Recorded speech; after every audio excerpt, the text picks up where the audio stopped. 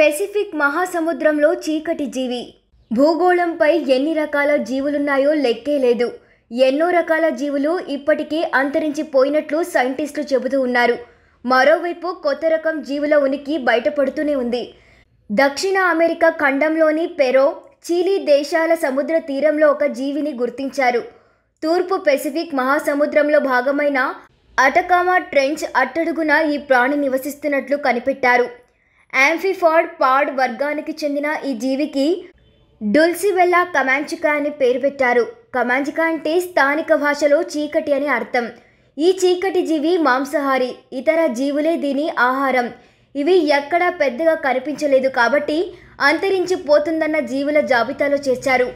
Integrated deep ocean observing సిస్టంలో భాగంగా గత ఏడాది సముద్రం అడుగు భాగంలో శోధించారు.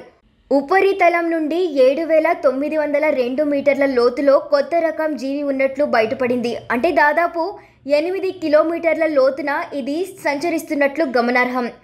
వాస్తవానికి అక్కడ అత్యధిక నీటి ఒత్తిడి ఉంటుంది. జలాంత మార్గములు సైతం అంత లోతుకి చేరుకోవడం కష్టం. మానవుడు ఇప్పటికీ చూడని సముద్రాల అడుగు భాగంలో జీవ వైవిధ్యానికి కొదవలేదు. మనకు తెలియని ఎన్నో ప్రాణులు అక్కడ ఉన్నాయని సైంటిస్టులు చెబుతూ ఉన్నారు. అటకామా ట్రెంచ్ అనేది భూమిపై అత్యంత లోతైన సముద్ర ప్రాంతం.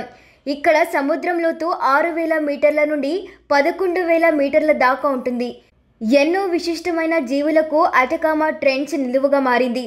అరుదైన యాంఫిఫాడ్స్, స్నేయిల్ ఫిష్, మడ్ డ్రాగన్స్ ఇక్కడ కనిపిస్తాయి.